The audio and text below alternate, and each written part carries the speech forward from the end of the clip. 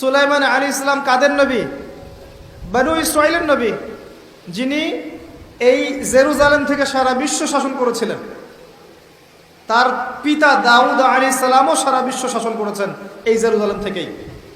পরবর্তীতে তিনি দাউদের পুত্র সুলাইমান আলাইহিস সালাম, তিনি আরো বেশি ক্ষমতা নিয়ে বিশ্ব শাসন করেছেন। জিনরাও তার অনুগত ছিল। তিনি পশু পাখির ভাষা বুঝতেন, এমনকি পিঁপড়ার ভাষা পর্যন্ত বুঝতেন। বাতাসে ফ্লাই করতে পারতেন। জানেন না আপনারা? সুলাইমান আলাইহিস সালামের 100 জন স্ত্রী, তিনি বলছেন আজকে আমি আমার সব স্ত্রীর কাছে যাব এবং প্রত্যেকের গর্ভ থেকে একটা করে সন্তান আসবে এবং এই সন্তানটা আল্লাহর পথের মুজাহিদ হবে। তিনি একটা কথা বলতে ভুলে গেলেন, কি? নবী সাল্লাল্লাহু আলাইহি ওয়াসাল্লাম বলছেন যে কোনো স্ত্রী সন্তান জন্ম দেয়নি, একজন স্ত্রীর গর্ভে একটা সন্তান এসেছিল, সেটা আপনার প্রিম্যাচিউর, যেটাকে আমরা বলি প্রিম্যাচিউর বেবি, মানে হ্যাঁ বিকলাঙ্গ না শব্দটা আসলে, মানে ম্যাচিউর না, আমাদের মতো সুস্থ না, সুস্থ সবল না, এবং সেও পরবর্তীতে বাঁচেনি আর কি।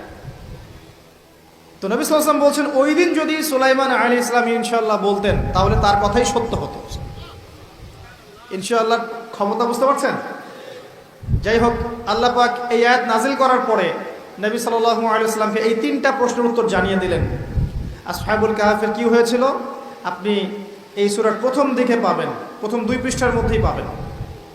যুলকারনাইন বাদশার কি হয়েছে এটা এই সূরার শেষের দিকে গিয়ে পাবেন। 3 নাম্বার রূহ কাকে বলে, এটা আপনি এই সূরায় পাবেন না। এটা কোথায় আছে? শুকরান, সূরা বনী ইসরাঈলে আছে। এখানে একটা মেসেজ আছে, 2টার উত্তর একখানে আর একটা অন্য জায়গায় কেন? আমাদের বুঝ হচ্ছে এটাই যে সূরা কাহাফকে বুঝতে হলে আপনার আরেকটা সূরার সহযোগিতা লাগবে, তার নাম সূরা বনী ইসরাঈল। আপনি সূরা বনী ইসরাঈলটা পড়েন, এখানে ইহুদিদের ব্যাপারে অনেক কিছু আছে এবং সূরা কাহাফ আর বনী ইসরাঈলের মধ্যে অনেক আয়াতে মিলও আছে। দুটো একটা পেয়ার, যেমন সূরা ফালাক নাস একটা পেয়ার না? পেয়ার বোঝেন? জোড়া জোড়া। সূরা ফালাক নাস একটা পেয়ার না, জোড়া না? সূরা কাফিরুন, সূরা ইখলাস একই রকম একটা পেয়ার না? এরকম কিন্তু সূরা এই যে ওয়াদ-দুহা ওয়াল-লাইলি ইযা সাজা, এই সূরা, তার পরের সূরা আলাম নাশরাহ লাকা সাদরাক, একটা পেয়ার মনে হয় না? এরকমই সূরাতুল বনী ইসরাঈল, সূরা কাহাফ একটা জোড়া। তো আমি বনী ইসরাঈলের দিকে আপনাদেরকে ফোকাস করতে বলিনি আজকে, আমি বলেছি আপনারা সূরা কাহাফটা পড়বেন অন্তত। এই 3টা ঘটনার পাশাপাশি সূরা কাহাফে আরও কিছু আছে। সূরা কাহাফে 2 জন ব্যক্তির ঘটনা আছে, যেই 2 জন ব্যক্তির মধ্যে একজন ধনী ছিল আর একজন গরিব ছিল। ধনী বন্ধু বস্তুবাদী ছিল, দুনিয়াদার এবং আল্লাহ বিরোধী, আর গরিব বন্ধু ছিল আল্লাহওয়ালা মানুষ, দুনিয়াদার না, আল্লাহওয়ালা মানুষ। আল্লাহ পাক এই 2 বন্ধুর কথোপকথন এবং ধনী বন্ধুর কি পরিণতি হয়েছে শেষমেশ, এটা এই সূরার মধ্যে বলেছেন। এটা একটা চমৎকার গল্প। ঠিক ধনী বন্ধু এবং গরিব বন্ধুর গল্প বলার পরে আল্লাহ পাক দুনিয়ার জীবনের উদাহরণ দিয়েছেন। দুনিয়ার জীবনটাও ঠিক এমনই, ঠিক ধনী বন্ধুটা দুনিয়াকে যেমন ভেবেছিল দুনিয়াটা এমনই। যাই হোক, এই সূরা আরও আছে ইয়াজুজ আর মাজুজের কথা, নাম শুনেছেন? শেষ জামানায় বিশাল একটা ফিতনা আসবে, তার নাম কি? ইয়াজুজ আর মাজুজ। ওরা না আসা পর্যন্ত কিয়ামত হবে না। আর আমরা দেখতে পাচ্ছি অলরেডি কিছু সভ্যতার মধ্যে তাদের খাসলত বা চরিত্র দেখা যাচ্ছে। আমি বলছি না যে ওরাই ইয়াজুজ মাজুজ, এটা বলছি না, স্বভাব চরিত্র বলছি। কি চরিত্র? ইন্না ইয়াজুজ ওয়া মাজুজ মুফসিদুনা ফিল আরদ। ইয়াজুজ আর মাজুজ সম্পর্কে 2টা আয়াত আছে মাত্র কোরআনে, মাত্র 2টা। একটা সূরা আম্বিয়ার মধ্যে আর একটা হচ্ছে সূরা কাহাফের মধ্যে। সূরা কাহাফে আল্লাহ পাক বলছেন ইন্না ইয়াজুজ ওয়া মাজুজ মুফসিদুনা ফিল আরদ। ইয়াজুজ আর মাজুজের চরিত্র হচ্ছে তারা দুনিয়াতে ফিতনার ফাসাদ সৃষ্টি করেছে। কি করেছে? তাহলে যারা এখন সারা বিশ্বব্যাপী ফিতনার ফাসাদ সৃষ্টি করছে, তাদের চরিত্র কার সাথে তুলনা করা যায়? এটি কি অপরাধ হবে? এই সূরার মধ্যে এটা আছে। এই সূরার মধ্যে আরও আছে। একটা বিশাল ঘটনা এবং সবচেয়ে ইম্পর্টেন্ট ঘটনা, সেটা হচ্ছে নবী মূসা আলাইহিস সালাম এবং খিদর আলাইহিস সালামের ঘটনা। নবী মূসা আলাইহিস সালাম ভাষণ দিচ্ছিলেন এবং জনগণের মধ্যে একজন বললেন, আপনি তো অনেক চমৎকার ভাষণ দিচ্ছেন, আপনার চেয়ে কোনো জ্ঞানী মানুষ কি আছে? নবী মূসা আলাইহিস সালাম বলেছেন, না, নেই। আল্লাহ পাক ধরলেন, ওই যে নবীদের ভুল আল্লাহ পাক ধরেন, তোমার চেয়ে জ্ঞানী মানুষ আছে আমার আরেকজন বান্দা, তার নাম খিদর, সে তোমার চেয়ে অনেক বেশি জ্ঞানী। নবী মূসা আলাইহিস সালাম বললেন, আমি তার সাথে মিট করতে চাই, কোথায় তাকে পাবো? আল্লাহ পাক বললেন, একটা মাছ নাও, মাছ, এই মাছটা যেখানে গিয়ে জীবন্ত হয়ে যাবে এবং যেখানে দুইটা সাগর মিলিত হবে, এখানেই তুমি তাকে পাবে। তিনি সফর করা শুরু করলেন। সফর করতে করতে করতে করতে এক পর্যায়ে ক্লান্ত হয়ে পড়লেন, রাস্তা ভুল করলেন। তার সঙ্গীকে বললেন, খাবার নিয়ে আসো। তার সঙ্গীর নাম ছিল ইউশা বিন নুন, যিনি পরবর্তীতে নবী হয়েছিলেন। তিনি বললেন, খাবার চলে গেছে মাছে পানির মধ্যে, আমি আপনাকে বলতে ভুলে গিয়েছিলাম। নবী মূসা আলাইহিস সালাম বলছেন, বলো কি? ওই জায়গায় তো সেই জায়গা যেখানে আমি তাকে পাবো, চলো সেখানে। আবার ফিরে আসতে হলো সেই জায়গায়। এসে দেখলেন পাথরের উপরে একজন ব্যক্তি বসে আছেন, তার নাম খিদর বা শ্যামল। খিদর মানে শ্যামল। তিনি যেখানে বসতেন সেই জায়গা সবুজ শ্যামল হয়ে যেত। তাকে আল্লাহ পাক তার পক্ষ থেকে জ্ঞান শিক্ষা দিয়েছিলেন। ওয়াল্লামনাহু মিন লাদুন্না ইলমা, ওই ব্যক্তিকে আমি আমার পক্ষ থেকে জ্ঞান শিক্ষা দিয়েছিলাম। সুবহানাল্লাহ, আল্লাহর পক্ষ থেকে জ্ঞান মানুষকে শিক্ষা দেওয়া হয়েছে। কয়েকজন ব্যক্তি আছেন কোরআনে যারা সরাসরি নবী ছিলেন কিনা এটা নিয়ে দ্বিমত আছে, কিন্তু আল্লাহর পক্ষ থেকে তাদেরকে জ্ঞান এবং প্রজ্ঞা দেওয়া হয়েছিল, কোনো দ্বিমত নাই। তার মধ্যে একজন খিদর, একজন লুকমান হাকিম, আর একজন যুলকারনাইন আলাইহিমুসসালাম।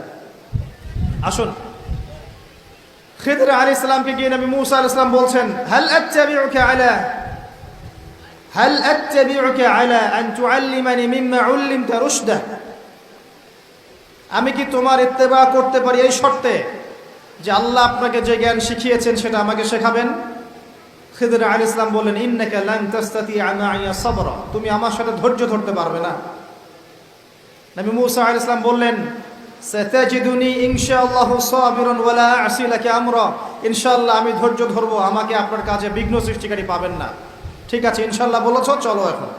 কিন্তু নবী মূসা আলাইহিস সালাম ধৈর্য ধরতে পারেন নাই। শেষে গিয়ে আপনি দেখতে পারবেন খিদর আলাইহিস সালাম আগেই সেটা বুঝতে পেরেছিলেন, যার কাছে আল্লাহর পক্ষ থেকে জ্ঞান থাকে সে অনেক দূর পর্যন্ত দেখতে পারে। আমি কি বোঝাতে পারছি? পথ চলা শুরু হলো, ফানতালাকা, তারা হাঁটতে থাকলেন। একবার নৌকা ফুটা করে দেয়া হলো, শর্ট করে বলছি আমি। একবার একটা বাচ্চাকে হত্যা করলেন, আর একবার একটা দেয়ালকে নির্মাণ করলেন। আজকে গিয়ে পড়বেন সূরাটা, শেষের দিকে আছে। তিনবারই মূসা আলাইহিস সালাম বললেন, আপনি এটা কি করছেন? নৌকা ফুটা করলেন কেন? যে যারা আমাদের উপকার করলো আপনি তার নৌকা ফুটা করে দিলেন। বাচ্চাকে কেন হত্যা করলেন? নিষ্পাপ বাচ্চা, সে কি দোষ করেছিল? এই দেয়ালটা নির্মাণ করলেন কেন বিনা পারিশ্রমিকেই? ওরা তো আমাদেরকে মেহমানদারিও করলো না। তখন খিদর আলাইহিস সালাম বললেন, হাদা ফিরাকু বাইনি ওয়া বাইনাক, তোমার আর আমার মধ্যে আর পথ চলা হলো না, তবে আমি তোমাকে জানিয়ে দেব কাজগুলো আমি কেন করেছি। এক নাম্বার, আমি নৌকা এই কারণে ফুটা করেছিলাম, যদি নৌকাটা ফুটা না করতাম নৌকার পিছনে জলদস্যু ছিল, নৌকাটা ভালো হলে নিয়ে চলে যেত। এক, তাই আমি তার কোনো ক্ষতি করিনি, তার উপকার করেছি। দুই, এই বাচ্চাকে আমি হত্যা করেছি আল্লাহর আদেশে, কারণ এই বাচ্চা বড় হলে অনেক বড় কাফের হতো, অনেক মানুষকে কাফের বানাতো, নিজের পিতা মাতাকেও কাফের বানাতো। তিন, এই দেয়াল আমি নির্মাণ করেছি এই কারণে, এই দেয়ালের নিচে এই বাড়ির দুইজন এতিম বালকের পৈতৃক সম্পত্তি আছে, যদি নির্মাণ না করতাম মানুষ নিয়ে চলে যেত, তাই বিনা পারিশ্রমিকেই আমি কাজটা করেছি। তিনটা ক্ষেত্রেই মূসা তুমি বাইরের চোখ দিয়ে দেখেছো, তাই তুমি সত্য উপলব্ধি করতে পারো নাই। তিনটা ক্ষেত্রেই আল্লাহর নূর দিয়ে খিদর আলাইহিস সালাম দেখেছেন বলেই তিনি সঠিক পথের সন্ধান পেয়েছেন। আমি কি বোঝাতে পারছি? সূরা কাহফ আপনাকে এই গল্প কেন শিক্ষা দিচ্ছে, একটু মনোযোগ দেন। সূরা কাহফে আপনাকে এই গল্পটা কেন দেয়া হচ্ছে, কেন শিক্ষা দেয়া হচ্ছে? কারণ সূরা কাহফ এর মাধ্যমে আপনি কিভাবে দাজ্জালের ফিতনা থেকে বাঁচবেন সেটা আপনি এক চোখ দিয়ে বুঝতে পারবেন না, আপনাকে আগে খিদির হতে হবে, তারপরে বুঝতে পারবেন। আমি কি বোঝাতে পারছি ভাই? আগে আমাদেরকে খিদর আলাইহিস সালামের মতো হতে হবে, দুই চোখওয়ালা, যার শুধু বাইরের চোখ ছিল না, ভিতরের চোখও ছিল, এবং জীবন্ত কলব ছিল, কলবে নূর ছিল, অনেক দূর পর্যন্ত দেখতে পারতেন কি হচ্ছে সামনে, কি হতে যাচ্ছে। আল্লাহ পাক তাকে সেই হিকমা, প্রজ্ঞা, জ্ঞান দিয়েছিলেন। এই হিকমা, এই প্রজ্ঞা, এই জ্ঞান কখন আসবে? যখন মনের মধ্যে কোনো হিংসা থাকবে না, কোনো বিদ্বেষ থাকবে না, কোনো রিয়া থাকবে না, কোনো অহংকার থাকবে না। যখন মনের মধ্যে স্বচ্ছতা থাকবে, পরিচ্ছন্নতা থাকবে, দুনিয়ার পূজা থাকবে না, পরকাল কেন্দ্রিক চিন্তা ভাবনা থাকবে, বেশি বেশি কোরআন তেলাওয়াত করবে, বেশি বেশি আল্লাহ জিকির করবে, বেশি বেশি আল্লাহর জিকিরে জিহ্বাকে সিক্ত রাখবে, কলবকে পরিষ্কার রাখবে, নূরওয়ালা মানুষের কাছে গিয়ে পড়ে থাকবে, তখন গিয়ে কলব জীবিত হবে, তার আগে হবে না। আমি মনে হয় বুঝাতে পারছি না। যখন এরকম হবে কলবের অবস্থা, তখন আপনি ইনশাআল্লাহ দুই চোখ দিয়ে দেখতে পারবেন ইনশাআল্লাহ তাআলা। তখন বুঝবেন কি কারণে সূরা কাহফ আপনাকে দাজ্জালের ফিতনা থেকে বাঁচাবে। এখন আমি যদি আপনাকে প্রশ্ন করি, সূরা কাহফের মধ্যে কি আছে যা আপনাকে মাসিহুদ দাজ্জালের ফিতনা থেকে বাঁচাতে পারে, কি উত্তর দিবেন? কে উত্তর দিতে পারবেন বলেন? সূরা কাহফের মধ্যে কি এমন আছে যা আপনাকে মাসিহুদ দাজ্জালের ফিতনা থেকে বাঁচাবে? কে উত্তর দিতে পারবেন বলেন? বলেন, সাহস করেন। কি আছে? অন্য সূরায় কি নেই? এখানে কি আছে স্পেশাল যে আপনাকে মাসিহুদ দাজ্জালের ফিতনা থেকে বাঁচাবে? নবীজি বলেছেন গ্যারান্টি। প্রথম 10 আয়াত, শেষ 10 আয়াত মুখস্থ করেন, আপনাকে দাজ্জালের ফিতনা থেকে বাঁচানো হবে। আপনার জীবদ্দশায় দাজ্জাল বের হলেও আল্লাহ আপনাকে বাঁচাবে। কি আছে এই সূরায়? আচ্ছা, বাসায় গিয়ে খুঁজেন, গবেষণা করেন, চিন্তা করেন কি আছে। আমি একটা ক্লু দিচ্ছি,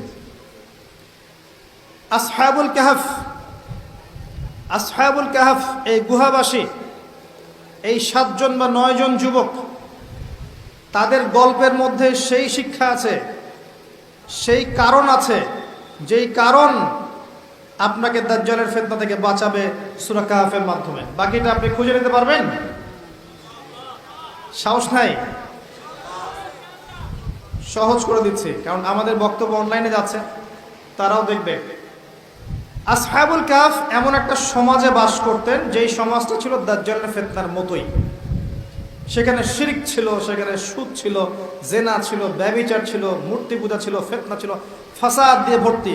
আসহাবুল কাহফ এমন একটা সমাজের মধ্যে থাকতেন, ঠিক এখনকার বিশ্বের মতোই অনেকটা। কথা কি বুঝতে পারছেন? ঠিক এখনকার বিশ্বের মতোই অনেকটা, যেখানে ফাসাদ, এখানে প্রতিটা ক্ষেত্রেই ফাসাদ।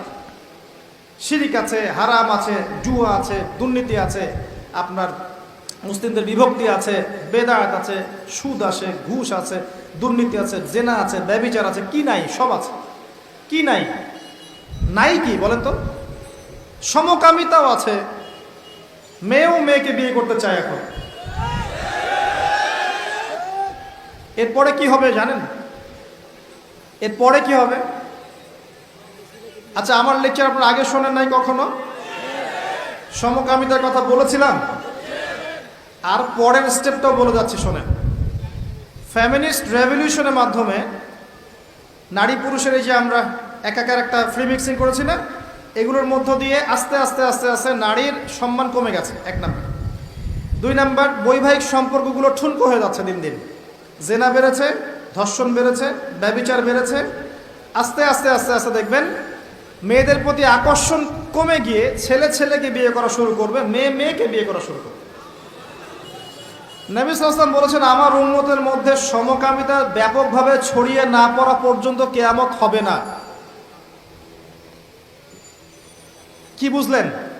আমার উম্মত যতদিন পর্যন্ত মূর্তি পূজা করছে না, ততদিন কিয়ামত হবে না। আর এমন একটা সময় আসবে যখন মসজিদ থাকবে, চাকচিক্যময়, হেদায়েত থাকবে না। কোরআন থাকবে বইয়ের মধ্যে, কিতাব আকারে, এর হেদায়েত মানুষের মধ্যে থাকবে না। ইসলামের নামটুকু থাকবে, ইসলামের শিক্ষা থাকবে না। এবং আসমানের নিচে, জমিনের উপরে সবচেয়ে নিকৃষ্ট মানুষ হবে তারা, যারা 1 শ্রেণীর আলেম, যারা দুনিয়ার বিনিময়ে দিনকে বিক্রি করে খায়। টাটকা হাদিস তিরমিজির মধ্যে আছে। আমি আপনাকে বলছি, এই ফিতনাগুলোর পরে এসেছে এই সমকামিতা এবং চাইল্ড অ্যাবিউজিং, বাচ্চাদেরকে ধর্ষণ করা। এরপর দেখবেন মেয়েদের প্রতি আগ্রহ কমতে কমতে বাচ্চাদেরকে মানুষ ধর্ষণ করা শুরু করে। কারণ পর্নোগ্রাফি দেখতে দেখতে মানুষের মাথাটা পশুর মতো হয়ে গেছে। একটা মেয়ের দিকে সে আর সম্মানের চোখে তাকাতে পারে না। একটা মেয়ে বাচ্চাকে কোলে নিলেও সে তাকে মানে কি বলবো, বাচ্চাদের মতো আদর করতে পারে না, নোংরাভাবে আদর করে। আমার কথা বুঝতে পারছেন না মনে হয়। যেভাবে বাচ্চাদের প্রতি ধর্ষণ বেড়েছে, এটা কি আগের 100 বছরে ছিল ভাই? ছিল? আর যারা এগুলো করেছে এদের সবার কি বিচার হয়েছে? যদি এভাবে বিচার না হয় তারা কি উৎসাহিত হবে না? এখন ইসলাম যে বলেছে এদের বিচার প্রকাশ্যে করতে হবে, ইসলাম কি অপমান করেছে? ইসলাম কি অন্যায় করেছে কোনো? ইসলাম কি মানবতা গর্হিত কোনো কাজ করেছে? এরপর কি হবে সেটাও শোনেন। চাইল্ড অ্যাবিউজিং বাড়বে, তারপরে আসবে, এটা বলতে আমার ঘৃণা লাগছে কিন্তু এটা হবে, এটা আপনি লিখে রাখতে পারেন ইনশাআল্লাহ। ওয়ামা তাওফীকি ইল্লা বিল্লাহ আলাইহি তাওয়াক্কালতু ওয়া ইলাইহি উনীব। আমি আল্লাহর প্রতি তাওয়াক্কুল করে কথা বলছি, ভুল হলে আমার পক্ষ থেকে, সঠিক হলে আল্লাহর পক্ষ থেকে। মানুষ জীবজন্তুর সাথে জেনা করা শুরু করবে, মানুষ জীবজন্তুর সাথে জেনা করবে। রেকর্ড হচ্ছে, আজকে থেকে 5 বছর পরে দেখে নিতে পারো ইনশাআল্লাহ। আল্লাহু আলাম। আমি ভবিষ্যৎ বক্তা নই। বর্তমান সম্পর্কে যারা ওয়াকেফহাল নয় তাদের কাছে বর্তমানকে মনে হয় ভবিষ্যৎ। যারা বর্তমান সম্পর্কে ওয়াকেফহাল তারা বুঝতে পারবে এগুলো ভবিষ্যৎবাণী নয়, এগুলো বর্তমান চলছে। আসেন ওইদিকে আমরা না যাই। তো আসহাবুল কাহফের সমাজটা ঠিক এমন ছিল, একদম জাহিলিয়াতিপূর্ণ, ঠিক দাজ্জালীয় সভ্যতার মতোই, যে দাজ্জাল থেকে আপনি পালাতে যাচ্ছেন। এই বেচারারা কি করলো? এই বেচারারা ছিল ওই সময়কার প্রশাসনের উচ্চ পদস্থ কর্মকর্তার ছেলে। আল্লাহর কি কাজ! যেমন তেমন মানুষ ছিল না তারা, প্রশাসনের উচ্চ পদস্থ কর্মকর্তাদের ছেলে ছিল তারা, এই 7 জন বা 9 জন যুবক। আল্লাহ পাক তাদেরকে ইমানের নূর দিলেন, তারা ইসলাম কবুল করলো। সুবহানাল্লাহ। ইসলাম কবুল করে ইমানকে গোপন করে রাখলো।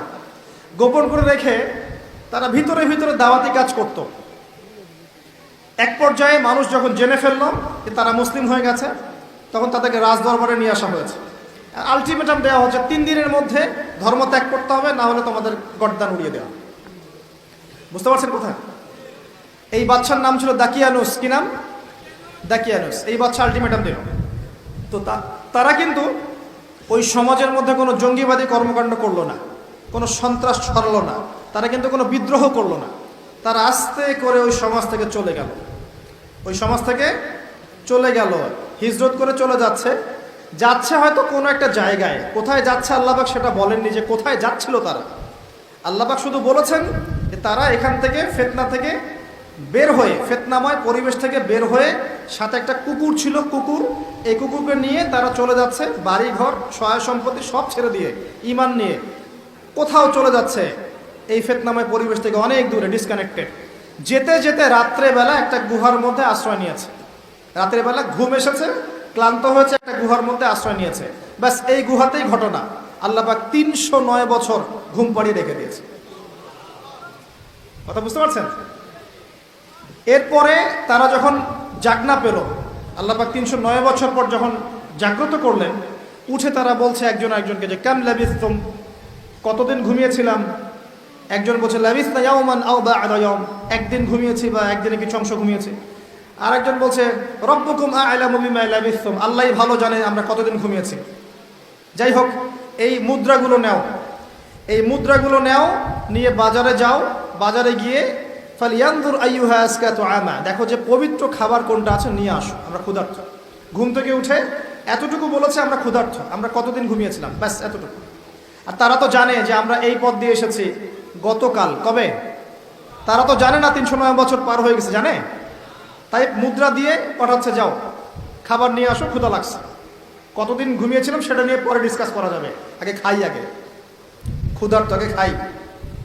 আচ্ছা, এবার বাই দ্য ওয়ে, ওই যে মুদ্রাটা সাথে করে নিয়ে সে বাজারে গেল, গিয়ে সেই মুদ্রা দিয়ে রুটি কিনতে যাচ্ছে, রুটি। এবং রাস্তাঘাট তার কাছে অপরিচিত মনে হচ্ছে, যে এই রাস্তায় তো আগে আসছে বলে মনে হচ্ছে না, আমরা তো রাস্তা খুব ভালো করে চিনি, এখানে তো এগুলো ছিল না। মনে করেন আপনি এখানে ঘুমিয়ে গেলেন, 309 বছর পর আল্লাহ পাকে আপনাকে উঠালেন, ওঠার পর আপনার কি অবস্থা হবে? কি অবস্থা হবে? চিনবেন কিছু আশপাশের? আপনি তো মনে করুন স্বপ্ন দেখছেন আপনি, অথবা আপনি পাগল হয়ে গেছেন, তাই না? ওদেরও সেম অবস্থা হলো।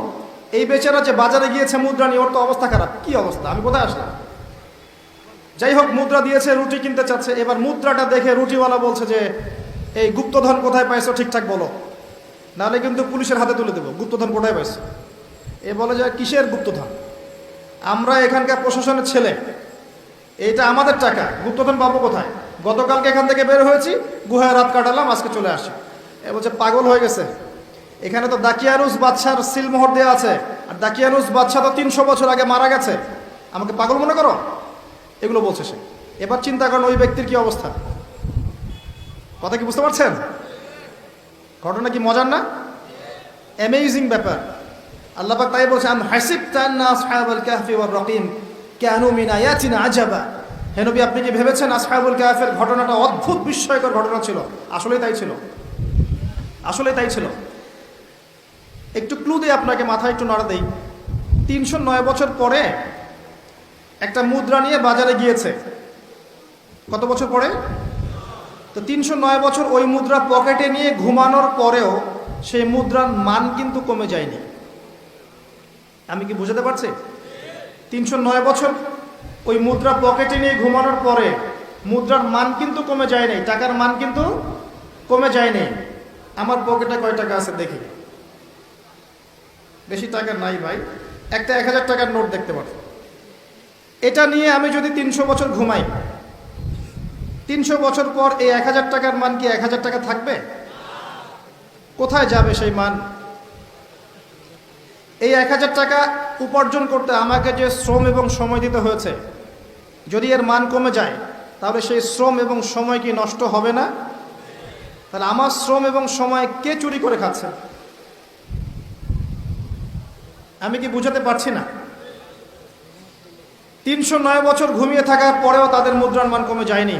কিসের মুদ্রা ছিল এটা? আমার 1000 টাকার মতো? কিসের মুদ্রা ছিল? স্বর্ণের বা রৌপ্যের? আর আপনারা জানেন কি না যে বর্তমান পশ্চিমা সভ্যতা ক্ষমতায় আসার পরে তারা বাজার থেকে, অর্থনীতির বাজার থেকে স্বর্ণ মুদ্রা, রৌপ্য মুদ্রাকে হারাম করে দিয়েছে। আপনি সেটা দিয়ে ডিল করতে পারবেন। আর আল্লাহ পাকের হালালকে কেউ হারাম করলে কি হয়, আর আল্লাহর হালালকে কেউ হারাম করে নিলে কি হয়, এটা আমার চেয়ে আপনারা ভালো জানেন। যাই হোক, কিছু করার নাই, আমি জাস্ট বললাম, কিছু করার নাই আপনার আমার, কিন্তু জাস্ট জেনে রাখা তো ভালো, জানা ভালো না? ইউসুফ আলাইহিস সালামকে কি দিয়ে কেনা হয়েছিল? বিকাশের মাধ্যমে। কিভাবে? সুবহানাল্লাহ। এই যে খিদির আলাইহিস সালাম দেয়াল নির্মাণ করছেন, দেয়াল নির্মাণ করছেন, নিচে ওই বাপদাদার পৈতৃক সম্পত্তি আছে রেখে যাওয়া। সেগুলো কিসের? ধাতুর। কোন ধাতুর? সেগুলো ইলেকট্রনিক মানি, ক্রিপ্টোকারেন্সি, বিটকয়েন। ইসলামে যে মুদ্রা বলে কিছু আছে, এটাও এখন মানুষকে বোঝাতে হয়। আবার অনেক সময় দাড়ি টুপিওয়ালা মানুষও বলবে যে এসব আবার কি জিনিস, ইসলামিক কারেন্সি আবার কি জিনিস। সবই জায়েজ, ফাইন, আমি তো তর্ক করতে চাই না, এগুলো পছন্দ করি না। যেটা আপনার কাছে জায়েজ মনে হচ্ছে আপনি করতে থাকেন, কিন্তু অ্যাটলিস্ট আমরা আকীদা লালন করছি যে আসহাবুল কাহফের ওই মুদ্রা, নবী সাল্লাল্লাহু আলাইহি ওয়াসাল্লামের সময়কার দিনার দিরহাম, এবং এই যে ইসলামিক কারেন্সিগুলো কোরআনে বলা আছে, এগুলো বর্তমান সময় চলমান বিষয়ের চেয়ে 1000 গুণ বেশি ভালো, যার মান কখনো কমে যাবে না ইনশাআল্লাহ। যাই হোক, কিছু করার নাই, জেনে রাখলেন এতটুকুই। এবার সেই ব্যক্তিকে বাদশার কাছে নিয়ে যাওয়া হলো। এবার সে বাদশার কাছে গিয়ে দেখছে যে আমি যার সন্তান, এ তো আমার বাবা নয়, দাকিয়ানুস বাদশা তো এটা নয়। এই বাদশা কোত্থেকে আসলো? এই বাদশা কিন্তু আল্লাহ বিশ্বাস করে। এই সভ্যতাটা ওই 300 বছর আগের সভ্যতার মতো নয়। এরা আল্লাহকে বিশ্বাস করে, ইসলামিক বিষয়গুলো মেনে চলে, কিন্তু পরকালে বিশ্বাস করে না যে আল্লাহ মৃত্যুর পরেও পুনরুজ্জীবিত করাতে পারেন, এটা বিশ্বাস করে না। এবার এই বাদশা, দ্বিতীয় বাদশা বলছে 300 বছর পরের, যে তোমরা কি সেই 7 জন বা 9 জন যুবক যারা 300 বছর আগে এখান থেকে চলে গিয়েছিলেন? এবার এই ব্যক্তির বুঝে আসলো যে হ্যাঁ, হয়তো বা অনেক সময় পার হয়ে গেছে। দাকিয়ানুস বাদশা কোথায়? 300 বছর আগে মারা গেছে, তার মানে তো 300 বছর পার হয়ে গেছে। হ্যাঁ, আমরাই সেই যুবক। তোমার বাকি সাথীরা কোথায়? বাকি সাথীরা গুহায় আছে। আমরা কি যেতে পারি? হ্যাঁ যেতে পারেন, চলেন। সবাই গিয়ে দেখলেন হ্যাঁ বাকি সাথীরা গুহার মুখে দাঁড়িয়ে আছে। 300 বছর পরে আল্লাহ পাক 9 জন যুবককে ঘুম থেকে উঠিয়ে একটা পুরো সভ্যতাকে হেদায়েত দিলেন যে পরকাল বলতে কিছু আছে, যে আল্লাহ 300 বছর ঘুম পাড়ানোর পরে মানুষকে জীবিত করতে পারেন। নিঃসন্দেহে সে আল্লাহ মৃত্যুর পরে মানুষকে বলেন পুনরুত্থিত করতে পারেন। কোনো সন্দেহ আছে? সন্দেহ নাই। এটা প্রমাণ করলেন আল্লাহ পাক। এখানে আপনার দাজ্জালের কি সম্পর্ক? তারা যেই সমাজ থেকে পালিয়ে গিয়েছিলেন সেই সোসাইটিটা ওই রকমই ছিল। দাজ্জালের সাথে আপনি ফাইট করতে পারবেন না। নবী ঈসা আলাইহিস সালাম সেই কাজটা করবেন, সেটা আম মুসলিমদের পক্ষে সম্ভব নয়। সবচেয়ে ভালো অপশন নিজেকে ফিতনা থেকে ডিসকানেক্টেড করে ফেলেন, আসহাবুল কাহফের মতো। আপনি ফিতনা থেকে বেঁচে থাকবেন ইনশাআল্লাহ। আমি ক্লু দিতে পেরেছি? আমর ইবনে আস রাদিয়াল্লাহু আনহু বলছেন, ইয়া রাসূলুল্লাহ, যখন ফিতনার যুগ আসবে আমি কি করব? নবী সাল্লাল্লাহু আলাইহি ওয়াসাল্লাম বলছেন, তখন তুমি কম কথা বলবে। 1 নাম্বার, তুমি বেশি মানুষের সাথে কথা বলবে না। 2, তুমি বেশি মানুষের সাথে মেলামেশা করবে না। 3, তুমি ঘরে থাকবে, বাইরে বের হবে না বেশি বেশি। আর 4, তুমি ঘরে বসে বসে তোমার গুনাহের জন্য কান্নাকাটি করতে থাকবে। তুমি সফল হয়ে যাবে। যখন দেখছেন আপনি ঈমান পেয়েছেন, ইসলাম পেয়েছেন, ইসলামের দাওয়াত দিবেন, ইসলামের প্রচার প্রসারের চেষ্টা করবেন, সব ঠিক আছে। কিন্তু যখন দেখছেন চতুর্মুখী ফিতনায় আপনি কোনো মতেই টিকতে পারছেন না, তখন নিজেকে, নিজের পরিবারটাকে নিয়ে সাইড হয়ে যান, আলাদা স্বতন্ত্র থাকেন, নিজের দিন নিজে পালন করেন, ফিতনায় যায় না। আপনাকে আল্লাহ পাক দাজ্জালের ফিতনা থেকে বাঁচাবে ইনশাআল্লাহ। আরো ভালো করে সূরাটা পড়বেন, জুমার দিনে একটা কাজ করবেন, আল্লাহ পাক করার তৌফিক দান করুন, আমিন। আবার বলছি, সকাল সকাল ওই যে সালাতে আদায়ের কথা, 2 নাম্বার দরুদ বেশি বেশি পড়া, 3 নাম্বার দোয়া করা, 4 নাম্বার কি সূরা কাহফ অন্তত একবার অর্থসহ পড়বেন। এটা জুমার দিনের কাজ দিলাম, করবেন তো ইনশাআল্লাহ? আল্লাহ পাক কবুল করুন, আমিন। আর প্রথম 10 আয়াত, শেষ 10 আয়াত, সূরা কাহফের প্রথম 10 শেষ 10 অবশ্যই মুখস্থ করবেন, ওয়াদা করেন। আমি কিছু আয়াত বলে দিচ্ছি, এই আয়াতগুলোকে অবশ্যই মুখস্থ করবেন ইনশাআল্লাহ। আপনার চোখ লাগা, আপনার বদ নজর, আপনার এই জিন ঘটিত সমস্যা, জাদুগ্রস্ততা, তাবিজ কবজ, যাবতীয় ক্ষতি থেকে আল্লাহ আপনাকে বাঁচাবে ইনশাআল্লাহ। নিয়মিত পড়তে হবে, পারবেন? 1 নাম্বার সূরা ফাতিহা। 1 নাম্বার কি? সূরা ফাতিহা। 2 সূরা বাকারার প্রথম 5 আয়াত, আলিফ লাম মিম থেকে শুরু করে প্রথম 5 আয়াত, ঠিক আছে? 3 আয়াতুল কুরসি, 3 আয়াতুল কুরসি 255 নম্বর আয়াত। 4 সূরা বাকারার শেষের 3 আয়াত, সূরা বাকারার শেষের 3 আয়াত। 5 সূরা আলী ইমরানের শেষের 10 আয়াত, সূরা আলী ইমরান শেষের 10 আয়াত। এর পাশাপাশি সম্ভব হলে সূরা কাহফের প্রথম 10 শেষের 10, সূরা কাহফের প্রথম 10 শেষের 10। এরপরে সূরা মুমিনুন, সূরা মুমিনুনের শেষের কিছু আয়াত, 7টা বা 8টা আয়াত। এরপর সূরা জিন, সূরা জিনের প্রথম 10টা আয়াত। এরপর সূরা হাশর, সূরা হাশরের শেষের 3টা বা 4টা আয়াত। এরপর আপনার সূরা মুমিনুন এর প্রথম 10টা আয়াত। এরপরে আছে সূরা কাফিরুন, সূরা ফালাক, সূরা নাস, সূরা ইখলাস। পারা যাবে ইনশাআল্লাহ? এগুলো মুখস্থ করে ফেলতে পারবেন না? রমজান মাসে টার্গেট নেন, এগুলো সব মুখস্থ করবেন ইনশাআল্লাহ, পারবেন না? রমাদান মাস সামনে, কয়েকটা কাজ বেশি বেশি করেন। 1 নাম্বার 5 ওয়াক্ত সালাত মসজিদে পড়বেন, ওয়াদা করেন 5 ওয়াক্ত সালাত মসজিদে পড়বেন। 2 তারাবির নামাজ জামাতে গিয়ে পড়বেন, তারাবির নামাজ জামাতে গিয়ে পড়বেন। 3 রমজান মাসে কম কম খাবেন, কম কম খাবেন, কম কম ঘুমাবেন, কম কম খাবেন, কম কম ঘুমাবেন। সেহরিতে কম খাবেন, ইফতারও কম খাবেন। ওই শ্রেণীর হুজুরদের মতো হয়েন না যারা ইসলামিক লেবাস নিয়ে সুন্নতের কথা বলে, বাট তাদের পেটের মধ্যে সুন্নত নাই। আমি কি বুঝাতে পারছি? এগুলো মুসলিমদের শোভা পায় না। মুসলিমরা হয় পরিশ্রমী জাতি, মেধহীন জাতি, কর্মঠ জাতি, এবং নিজের হাতের উপার্জনে তারা খাবে, ঠেস দিয়ে আরাম করে বসে থাকবে, চর্বি বানিয়ে ফেলবে, এমনটা মুসলিমদের শোভা পায় না। রমজান মাসে একটু কম খাবেন, একটু কম ঘুমাবেন, একটু কম ইফতার করেন। তারপরে হাইজেনিক খাবার খাবেন, বাহিরের খাবার খাবেন না। বাহিরের যে খাবারগুলো আছে মুখরোচক, ইফতারে নিয়ে বসেছেন দুনিয়ার কিছু, আচ্ছা, এই খাবারগুলো কি কোনোদিনও আপনি সন্ধ্যার সময় খান?